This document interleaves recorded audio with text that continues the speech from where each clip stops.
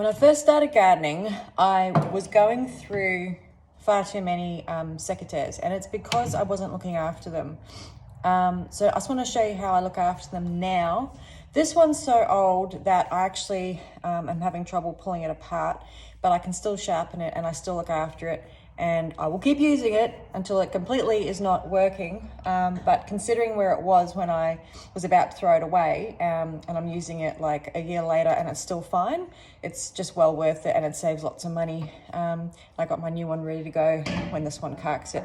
So what I do is, first of all, really important, whenever I've done pruning in the garden, to keep to avoid cross-contamination. So say I'm cutting something and it's got some sort of a disease, and then I go and cut something else, I'm going to be spreading that disease. So I just have a bottle of metho. It's a little bit diluted in water, but it's pretty strong. And then I've just got a rag, and I just come in and just spray it.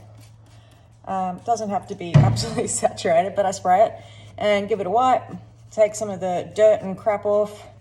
I don't spend too long doing that because when you're finished gardening, you just bug it and you just want to go inside. Then, to avoid it rusting, I just use kitchen like spray oil, and I just literally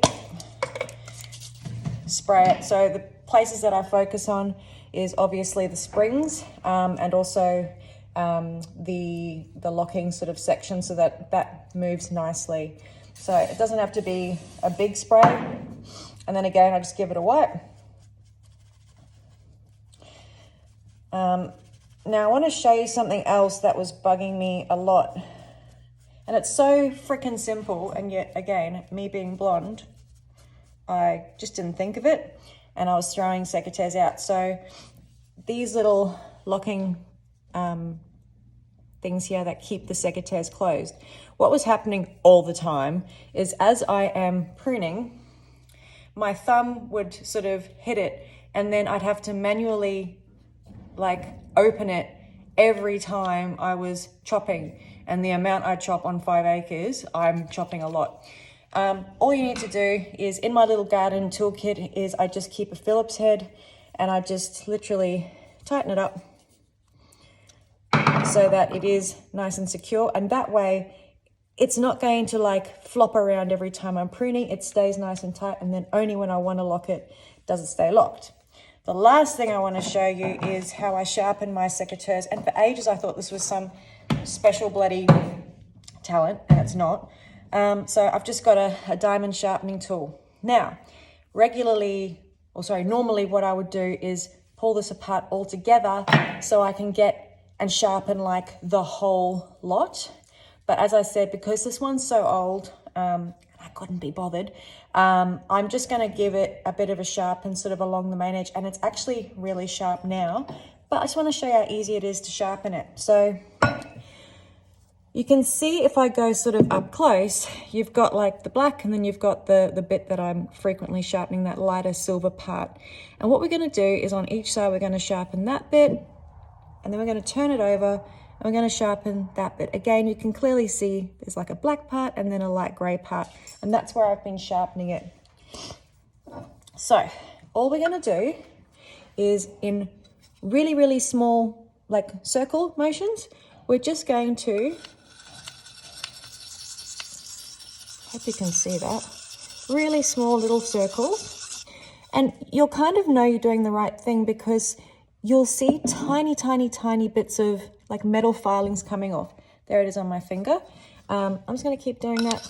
I'm not going to do a full intense sharpen, but I do this so sort of regularly that my secateurs, considering how old they are, and they are old, they're doing really well. And I just kind of give it a visual once over, flip it around and repeat the process. Now, this is where I would love to have a smaller, thinner one so I can kind of get in there without undoing it, but I don't. So this is what I'm working with.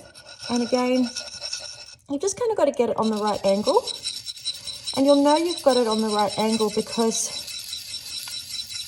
you're trying to if you can imagine it's really flat and then it sort of tapers up to a sharp point, you're trying to angle your diamond blade, not flat against it, but sort of like it's just on a slight angle so that you're helping to taper it and helping to sharpen it. You go down as far as you can reach. That was a really short sort of example of it, but it'll do. And it's sharp. I can feel it sharp. So if you do that regularly, that'd be a good thing.